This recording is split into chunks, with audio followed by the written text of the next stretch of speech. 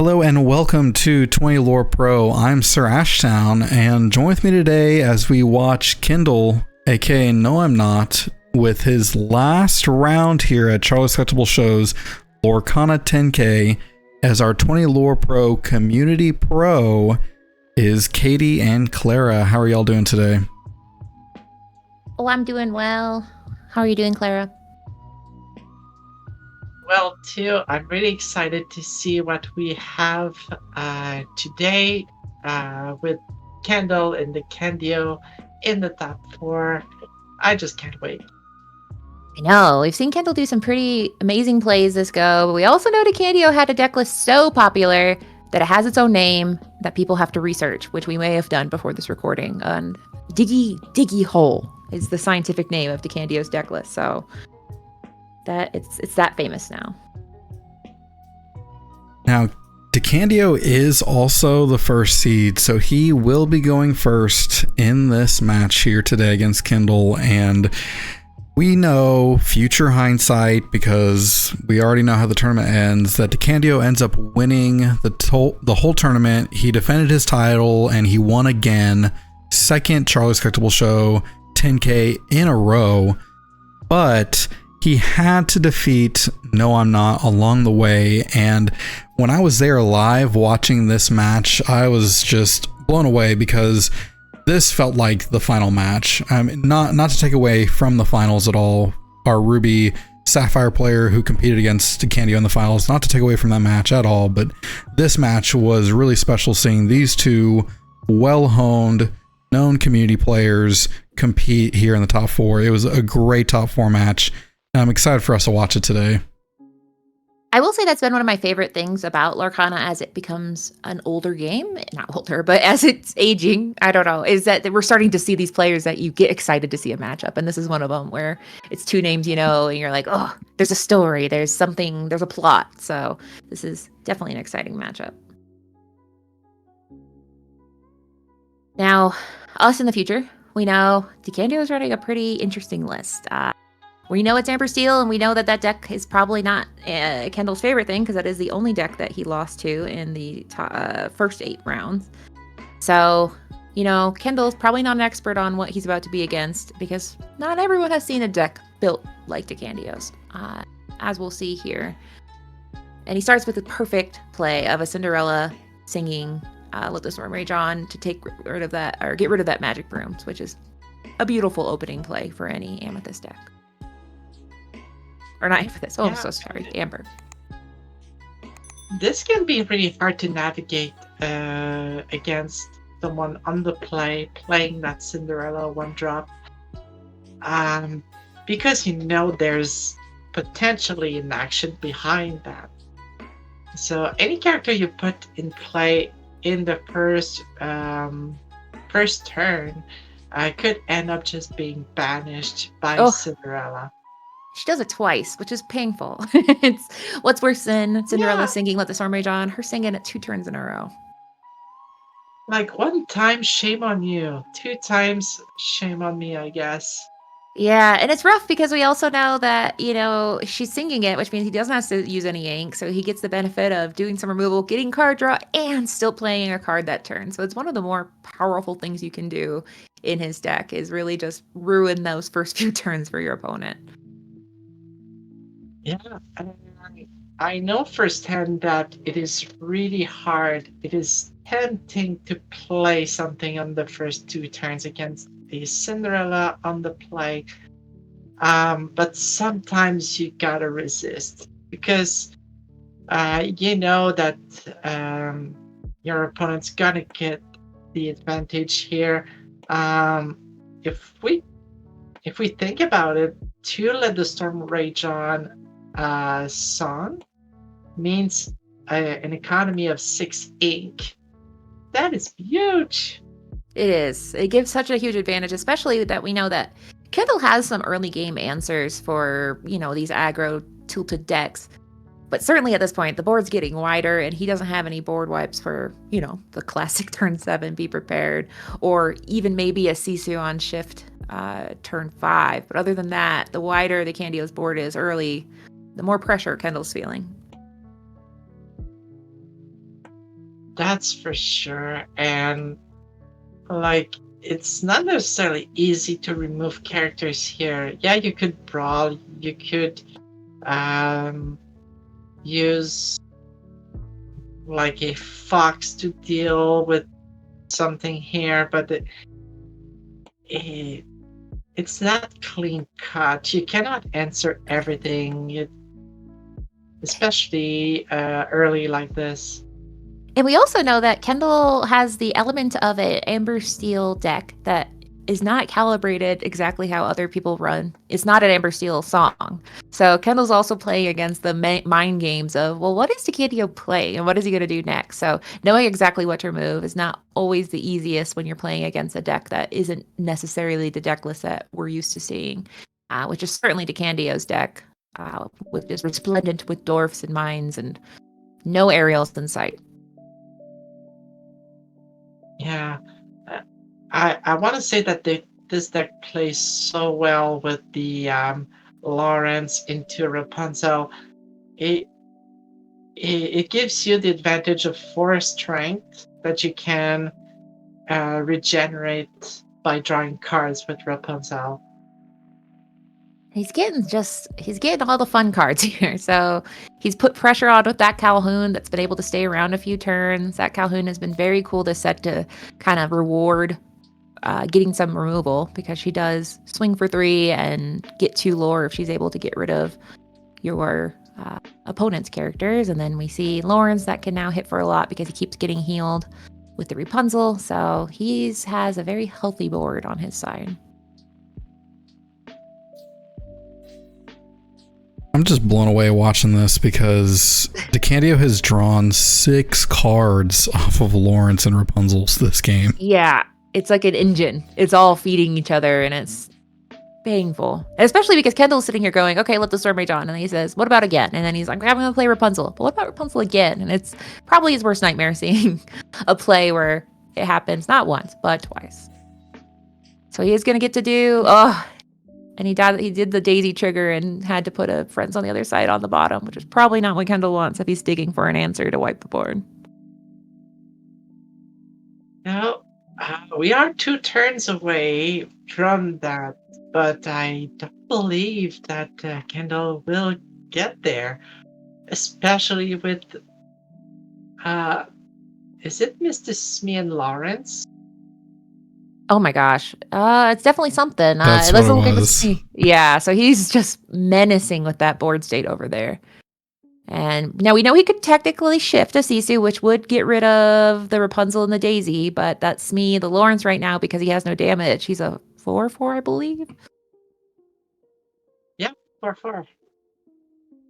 Oh, and he says, I'm good. And they move on. That's fast. That's if you're impatient, sometimes playing an aggro deck can be really great, because then you see a game like that lasts, that was 4 minutes? I don't know. It was really short. So it's definitely different than the other matches we've seen against, Ruby Sapphire, where, you just get in, you turn your cards sideways and make Kendall panic, and then it's over. So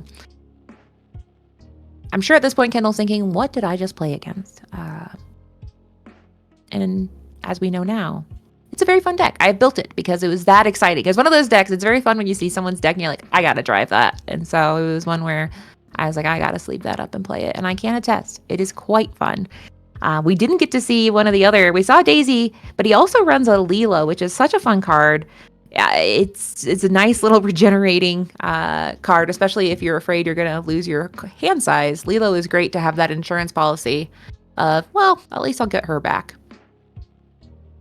Yeah, I can say that having played a lot of aggro decks, having way to still get card advantage turn after turn, either with the Rapunzel, the Ducks, let the Storm Rage on, or even recur a Lilo from the discard pile. Those are ways that you can stay in the game. Even if it is small, you're still doing something. Because the moment you stop, the heart stops beating. Exactly. Literally, that is for the aggro decks. Yeah, when you run out of gas and you're just like, well, I'm gonna play one card a turn and see how that goes. And as you know, against Kendall's deck, he loves when people are playing one card a turn because he has so many ways to deal with one card a turn. So in this case, DeCandio did not let him do that because Kendall was drawing what seemed like endless cards and playing pretty much, I think, the perfect start for DeCandio. I don't think it could have gotten better for him in that game. Yeah. So on the draw, it is really interesting because it gives enough time to Kendall to set up a one turn going in a turn 2, probably Madame Mem's Snake. That is able to resist a Let the Storm Rage On.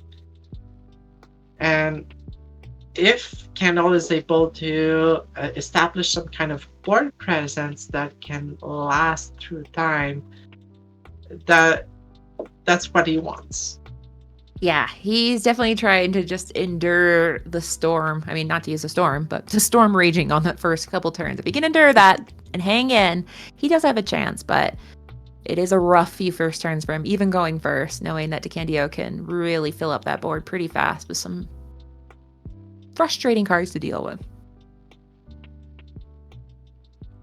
Now, DeCandio also has a card that I find very, very cool. He just inked it, but it is very interesting. It's the Kita legendary from Into the Inklands. It's a fun little card, I think, for going against something where you're not afraid to be prepared necessarily, but maybe trying to get it where they can't challenge down all your wide board. So I think that Kita has been a very interesting card to see him put in his deck, and I had fun playing it. Have you had any decks with that Kita in it? I believe your winning deck had Kita possibly at one point. No. Oh, it was the other one. Okay. Deck, it was I played with the Queen, Pegasus shift line, and the Clarabelle shift line. Yes. But Kita, yeah, she's interesting. It's one of those cards. The first time I saw it, I was like, I don't see the value. But once you get to play her with the value, which is really taking everyone down to -3 strength, she can do a lot to kind of stall out and let your character survive one more turn, especially if a wide board. You just need to quest one more time with all your characters. Yeah, well, I gotta say that I managed to do top 16 at the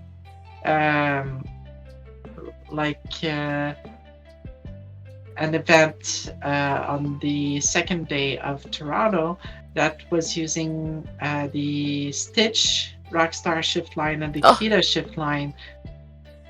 I love it. And it was good. Maybe not the best. So, but it was good. So it depends what you want to do with your shift lines. Exactly. Yeah. I have to say that in the Candio's deck, we don't have either the 1-drop Kita or the Bodyguard 2-drop Kita to allow a shift cost 3 with the Kita. Yeah, which I found interesting. That is really interesting. Because, yeah, there is a Bodyguard Kita, which now Pluto is far better than that Bodyguard Kita, but knowing that there's a shift target, I'd wonder if that changes the conversation a little bit, but Pluto is such a great Bodyguard where it is hard to want to play any other card other than that Pluto. Now we do see... Oh, sorry. I got excited about a card. Oh, no. Please do tell. Well, I know that he's probably very eager to get rid of that Sisu because we know that DeCandio's deck is very sensitive to a Kita, speaking of shift, a Sisu shift would be pretty brutal for most of the cards in DeCandio's deck. So I do see that he was so eager to get rid of that Sisu that he said, all right, Doc, I'm sorry, but you have to go in there. Yeah, at the same time, it's not necessarily a wipe the board having going up against the legendary Sisu, especially if Lawrence or Pluto don't have any damage on them. It means that they have the boost of strength. Yeah, and there's so many cards. DeCandio's deck list, it's so interesting because, I mean, he has the mines, which might be why it is called Diggy Diggy Holes, because we do have mines. So he has lots of things that can definitely survive the power of a Be Prepared. And he also has a Pete. He has 4 of them in his deck. So, it's something where he has answers to some of those things that could be very crushing to his deck. But as we've seen, Kendall going first absolutely pumped the brakes compared to the first round. It's definitely a lot more slow and measured than we saw in that first round.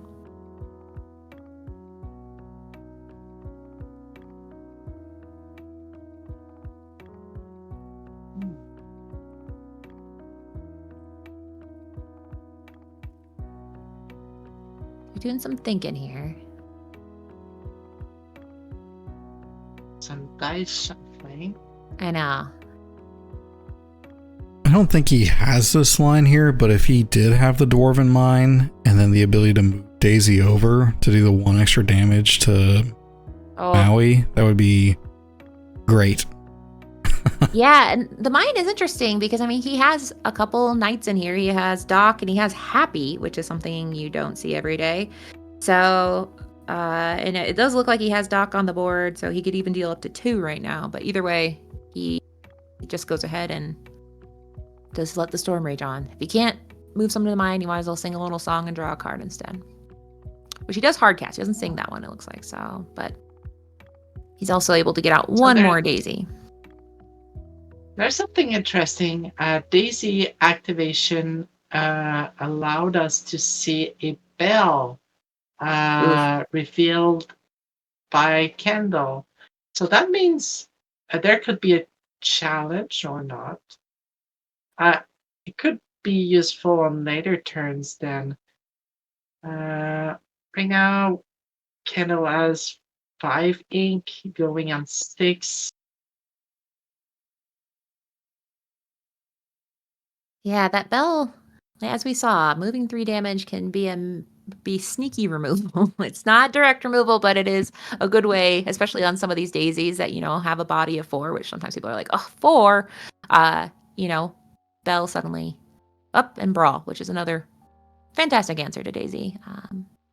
Not fun because you do have to pay 3 to play it, but in this case, 1 Daisy down, 1 more to go.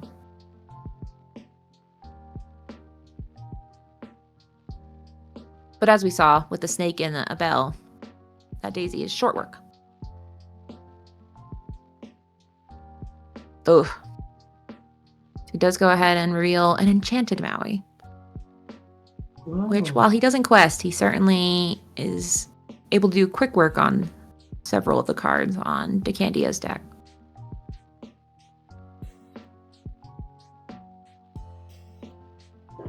We do see DeCandio building up his board state. Now, was that a Pete he played underneath that dock? Yes. Oh, he moved it. He heard me. So a nice move on a turn going into. Now he has turn 7 here.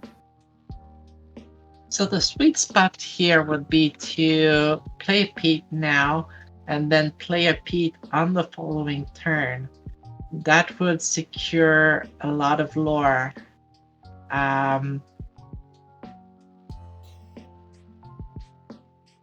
Yeah, because we see Kendall probably not very afraid of wiping his board, but meanwhile, DeCandio has a vested interest in not having his board wiped. Yes, there's a lot of investments on the board right now, so we want to keep it. And one of the lines of play is that really puts break is Pete plus Doc. That allows you to draw 2 cards, hoping for a Pete and Doc on the following turn. To just maintain that luck.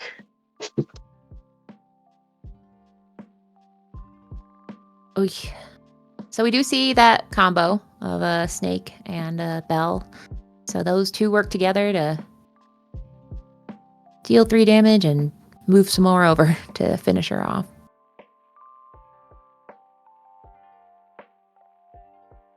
Yeah, in the absence of Be Prepared, let's do a bit of challenge and board presence instead.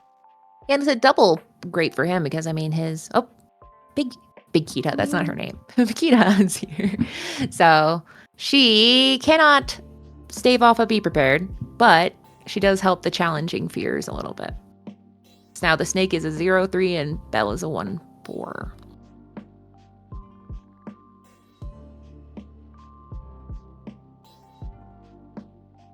So yeah, here Kita, Protector of Atlantis, is really protecting the board. So we do see Kendall looking, going, what do I got in here? The fact that he's not immediately questing makes me wonder if he doesn't have a beautiful, beautiful Be Prepared. But we know that he's got lots of answers that don't require questing. We have seen the VIP card of Dragonfire many times. And by many times, I mean, I think every game, not every game, but every round, he's somehow found it. Now, this case, I don't know if I'd want to use it quite yet. I guess Akita, I believe she does quest for 2, so she's a 3/5. Yeah. But Maui could get rid of her pretty easy, but we shall see what he decides to do here. He uses the magical Dragonfire on Kita. He says, you know what? She made me angry enough, so she has to go. So he is able to get rid of the Kita and go ahead and quest. He has 2 ink left, but he is going to go ahead and pass. And Decandio still has 3 cards in hand, so those dock triggers are not in effect. But we could see it at the end of this turn, which he does seem like he is inking, but he still had 1 card in hand, so he didn't get to draw those cards.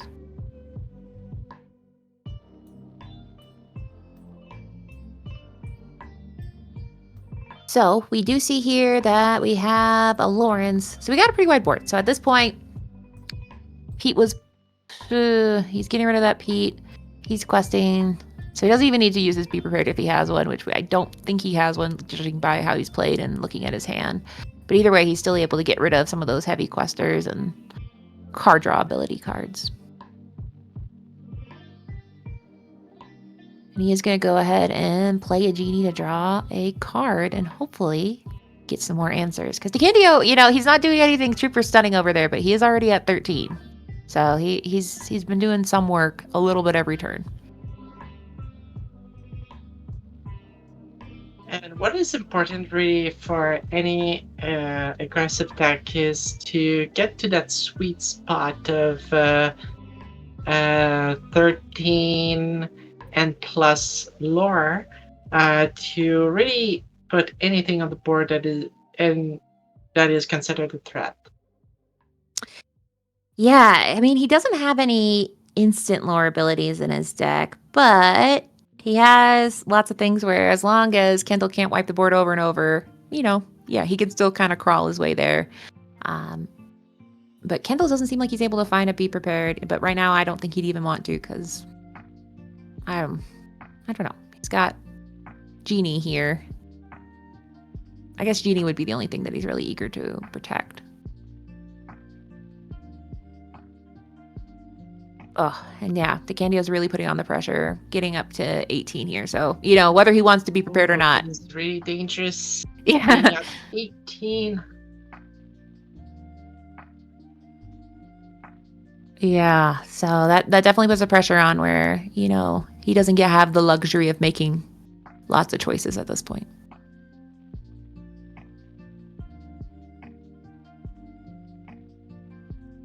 Now, Decandio, he's deciding if he wants to put down any other cards, because I think he knows that he is basically forcing Kendall to move into that Be Prepared. I guess maybe that might be his hesitation. I'm not sure. But he is going to play a Strength here, which will hit for 4. And he's going to use it on the go to just get rid of it now, which takes Kendall to 7, but Kendall absolutely has to answer everything on the opposite side. Yes. That is really interesting. I In any case, right now, Kendall is able to trade 1-for-1 with all of the Candio's exerted characters. And then with a brawl, be able to secure at least one more turn. Yeah, so he has. Oh, so he's gonna go ahead and try to get a few more cards. So we know he doesn't have the Be Prepared, or if he does, he's not using it. But he is, like you said, he has the ability to challenge, and if he did get that brawl, then that's all he needs. All right, he's got seemingly endless cards over on the other side, but does he have the right ones? And he does. He has Madam Tremaine. Yeah. Which Lady Tremaine, when you only have one card on the board, is the best card because you can make a choice, but it's probably going to be the only card you have. So Pluto is a good card, but would not secure a win next turn. Yeah, and he hasn't had any Lilos out there, which I'm sure would be really great right now to just keep putting those Lilos out and forcing him to have removal. But he hasn't actually played any Lilo so far.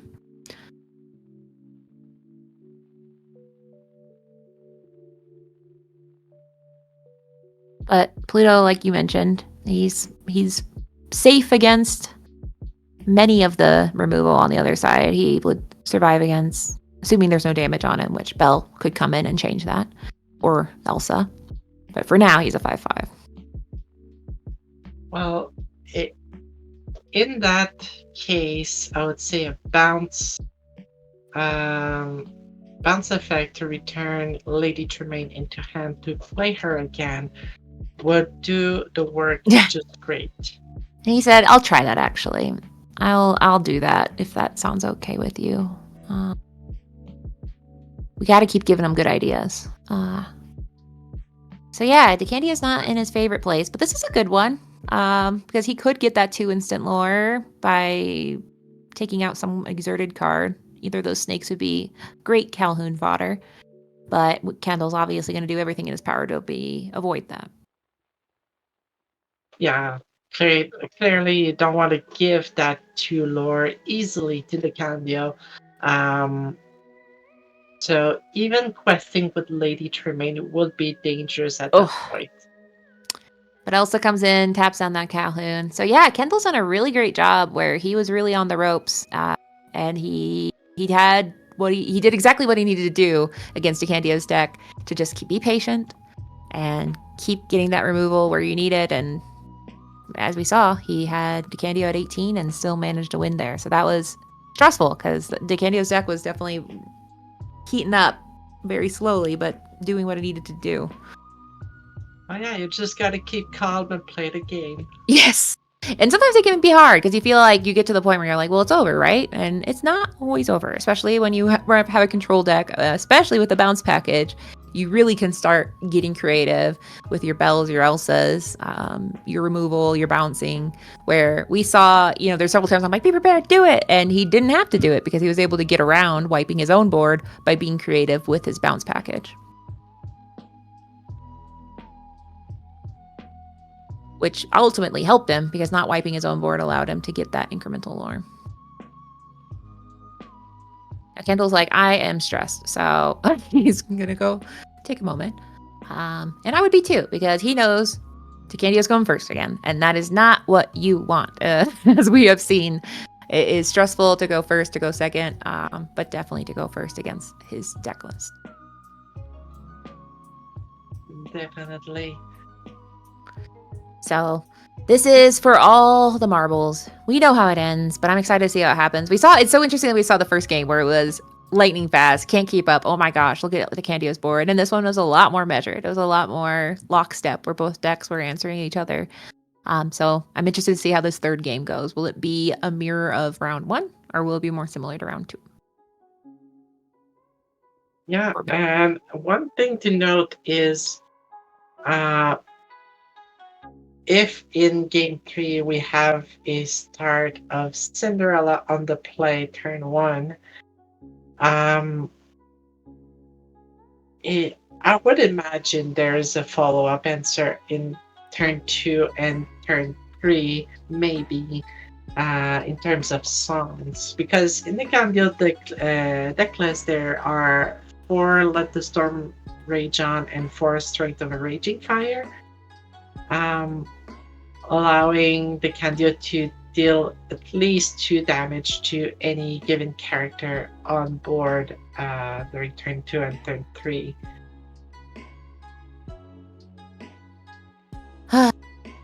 I don't know why I'm stressed. This is in the past. We know how it goes. Shout out to Kendall's shirt. You know, gotta love getting exclusive Dick Burns merchandise from the Forbidden Mountain. So he is repping that there.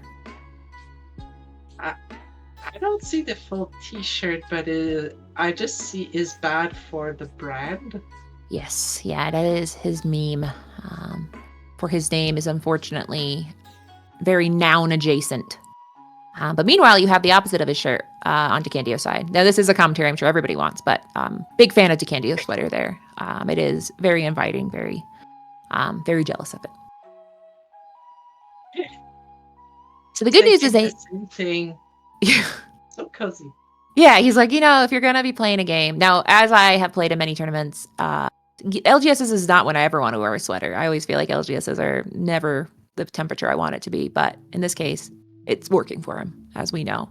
Oh, we see. I said I didn't see any Lilos, and he said, I'll show you some Lilos. And it looks like he has at least 2, maybe 3 in his hand right now, which is maybe too many Lilos. That's too many. But maybe this game I'll get to see my Lilo wish. But we do know that the power opening play is definitely a Cinderella in a song, which it looks like he has that, possibly. I'm trying to see if that is the iconic Cinderella background of that second card. And then it looks like he might have a strength. That's what you want to see. Yeah, especially because as we saw, Kendall is really hoping to get some card draw early. He's hoping to get, one of those, the Broom or the Chernobog to draw some card. He's hoping that the Flynn survives. So having a song can really mess with his first couple turns where he either doesn't get to draw his card or he doesn't get to set up the Flynn Sisu combo that has really done a lot of work for him in this deck. So they're altering their hands, knowing what they've just gone through in these turns. So I assume Kendall is hopefully looking for probably some brawls, just anything to get through these opening few turns. And as we're heading off into this last game here in the top 4 with Kendall, aka Noimnot, our 20 Lore Pro Community Pro, as chosen by y'all, the community, we just want to thank Charlie's Collectible Show so much for hosting this 10K Lorcana tournament. They host weekly conventions in Stone Mountain, Georgia, just outside of Atlanta. So if you're ever in the area, check out charliescollectibleshow.com, where you can find out the latest in their conventions, whether it be anime or trading card games, lots of fun things. And in like 3 months, sometime maybe March, April, they'll host another 10K. And it's very fun seeing these tournaments, especially between, we're getting to the point where there's no DLCs coming up that we know of other than, Worlds and Continentals. But we're in that season where any tournament is fun to watch. So I'm very excited for those coming up. So we do see Decandia do the dreaded opening Cinderella. And even Kendall's like, I don't want to play anything this turn. Who knows if he had anything, but he's like, I'm not going to feed your Cinderella today. But no worries. She still quests for one. That is a good line of play, especially knowing that there is no turn 2 also for Kendall to play that could resist a song. We're talking about Flynn and Madame Mim Snake. Both have good reasons to not be able to remain in play. But we do have a interesting play here. The Broom and Chernobog's follower on turn 2. Yeah, he's like, you can't get rid of both of them, probably. Now, he could technically, at this turn 3, sing and play a song, but would he? We'll see. Indeed, it is still possible to get rid of the two characters, but is that the best play? Because it's what's better. Oh, this is my favorite combo because Piglet is a captain. So Piglet comes in and says to me, I got you. I'm a captain. You're fine. You stay at 3/3. No damage for you. It's one of the underrated combos, I feel like, in Amber Steel. So he said he's going, oh, wow. So he heard me say how much I like it and said, well, you don't get to see anything else from them. And he goes ahead and brawls the Piglet, and he trades with double trade with the Smee. So he really was eager to get rid of that. Which I don't blame him, because that Piglet would quest for 3. Yes, and that is a really dangerous thing to have, especially when your opponent is on the play. But the Kendall did a great job of managing the board. He did, yeah. Oh, but he does see 2 Lilos, which is a little stressful because we know Lilo. I always want to call her Lilo Persistent Presence, and that's not her name. But she is a persistent presence. You can get rid of her, but she can come back. You just have to pay 2 at the start of your turn, and she comes in exerted. So I'm sure Kendall will be eager to get rid of them. Ooh, the Strength of Raging Fire hard casted on the Sisu. That's a really strong line of play with the legendary Sisu that probably Kendall would have wanted to have, especially since he inked another Sisu. Yeah, he's definitely managing those Piglets. He's saying, Piglet, I'm sorry. I know you're the captain. You won't get to quest. But as we know, that he did, DeCandio took away that shift line. If, like you mentioned, that Sisu, not only does she swing for whatever the hand size is +1, but she can shift, which is very dangerous to DeCandio's board. But in this case, he will go ahead and quest and play Pete and say, I don't know what you're up to, but please stop brawling my characters. Yeah, Pete on the following turn 6 of Kendall is not necessarily, it prevents the preparation of a be prepared. Let's say that you wanted to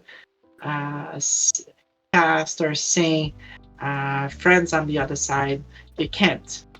So if you don't already have a be prepared in hand, it is kind of troubling.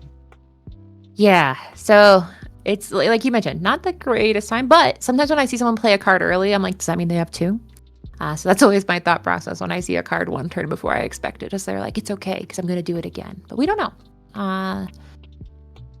We do know that Kendall, like he's mentioned, that drawing cards would be fantastic for him because he is looking for answers, but it's also stressful because he is 113, and like you mentioned, 13 is a very nice sweet spot where DeCandio just has to be patient and keep working at his deck.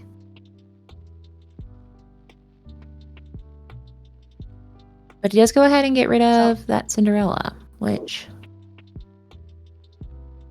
Yeah, I think that was a reflection between do I get rid of the Lilo or Cinderella, and I think Cinderella was the better play here, especially because Lilo can be recurred back from the discard pile during the start of the Candio's turn.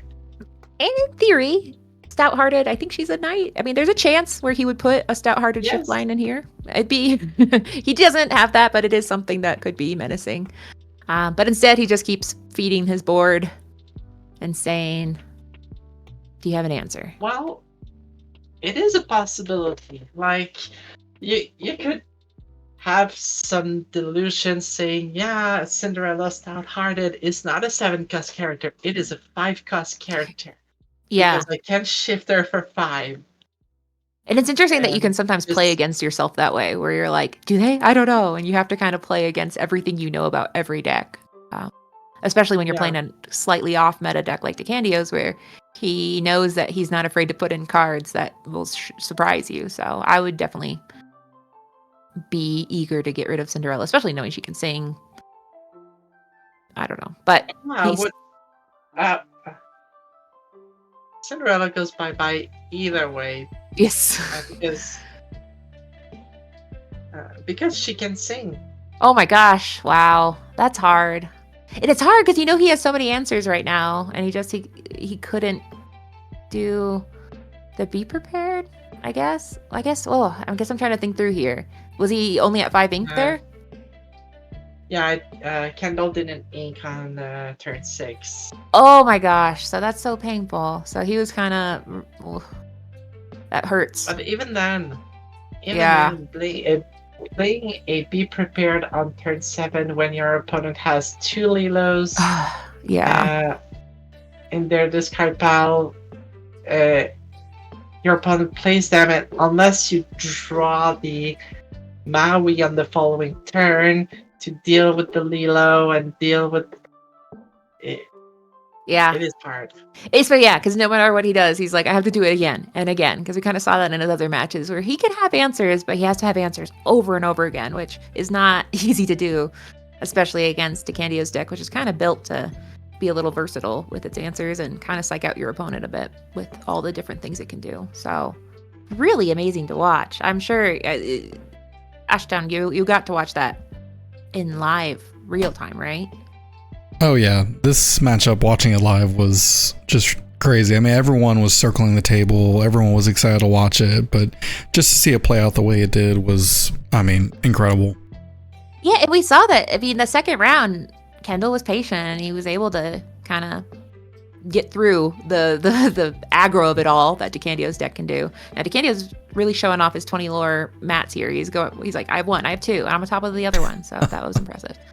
But I will say that, yeah, Kendall, he showed that he could pilot this deck very well in aggro situations, but unfortunately that first and second round, Decandio just really ran away early and then had lots of problems to deal with on Kendall's side. Yeah, that's something that we saw throughout the rounds. We saw Kendall play, I want to say 3 Amber Steel throughout rounds 1 through 8, if not for sure 2. And the other versions were playing, I would say, a more traditional Amber Steel song. And what Decandio presented here today with this Diggy Diggy Hole version that he made, it really was something that capitalized, I think, on those low drop characters, getting them out early, and then utilizing them in the locations to help ping extra damage on characters. But even then, in some matchups, you don't even need it. I mean, we didn't even see Decandio use Mine in this matchup with Kindle. It didn't even need it during this match. So it's a unique deck, and I think it was piloted very well right here. And, you know, a little preview, if you haven't seen the finals match with Decandio, I believe his name is Joseph, is the player he played against, piloting a Ruby Sapphire list. I think game 1, Decandio went first, and he plays turn 1 Daisy into turn 2 Daisies. No. So Yes. It's worth watching. That is so painful. I jumped off my chair when I saw that. I was like, oh, he's living the dream. Yeah. I know. Just the unrelenting wall of daisies. You're like, stop it. Because, yeah, having her be a 1/4, sometimes you have an answer for 1, but 3, that's okay. Stop. Yeah, especially against Ruby Sapphire when you just want to get underneath them quickly. I know. So that is the dream for Daisy players and the nightmare for anyone who has nothing to do answer Daisy while you're trying to ramp.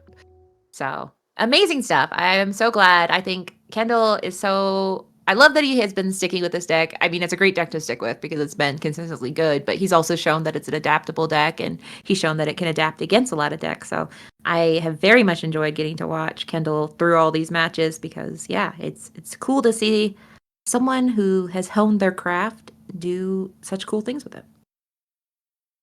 And I really appreciate y'all coming along for the ride. We have gotten to watch him play so many different matches, and if you, the viewers at home, you know, watching 20 Lore Pro, watching these videos, have joined alongside us as we've watched Kendall, aka Noimnot, do this challenge as he went from being our 20 Lore Pro community pro all the way from round 1 to top 4. I mean, he had an amazing tournament. He did so well, placed in the top 4. He gets one of those beautiful playmats that y'all see before you on the screen right now, and also got a certain amount of money. So, you know, congratulations really goes out to Kendall. He did a wonderful job. Absolutely. And I am excited to see. I think is he an LCQ? Is he going to a last chance qualifier for nationals? I want to say he's actually qualified. That's true. He might be. I don't know. It's so hard at this point because I was like, there's a time where I really was on top of all this, but now I'm like, there's too many people. But either way, I love watching him and the team Labyrinth play because they have some fun stuff, and it's cool watching them stick to it and go through the season. And I'm excited to see Clara, who's already qualified. She doesn't have to do any LCQ. She's going to be there. So I cannot wait. We're 2 weeks away as we record this. So depending on when you watch this, who knows? But it was just around the corner. So this has gotten me even more excited to see more exciting gameplay. Yeah, Clara, we really appreciate you coming along. I mean, we're going to be cheering for you too. You've been so awesome. Thank you. That is so appreciated. I know. I know that like it's the hardest part because I want to ask everybody, what are you playing? Please tell me. But I'm excited to see it because I just know that you're one of those deck brewers where you always do something fun. It's fun to watch people and how they build their decks. This has been such an exciting meta where everybody's titrating their decks with their own play style, which I think has been also very fun. Seeing everybody make their deck their own and kind of get it to their comfort level based on the meta and how they like to play. So that is what I am looking forward to, is that Saturday night where I'm finally going to get to see everyone's deck list. I want to say something about it though. I'm not saying what I'm going to play, but I'm going to say that the meta right now makes it really challenging to read into it. There's no definitive deck. Even though we saw the Candio having a strong deck, even if we saw Kendall bringing a really well-established Ruby Amethyst deck into play, and all the other players we've seen so far, it's anyone's game right now, so it makes it so challenging to be creative in there.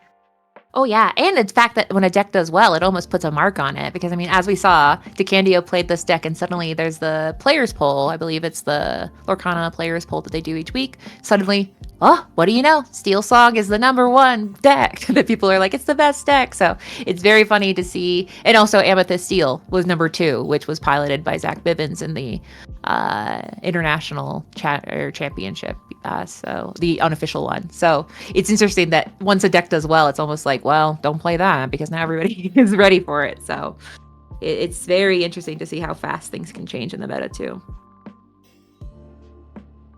Well, I know I'm really looking forward to seeing how everything comes through with the NA Continentals, and we want to thank everyone for joining us along this journey for the Charlie's Collectible Show Lorcana 10K as we watch the 20 Lore Pro Community Pro as voted by y'all in the 20 Lore Pro Discord, the community.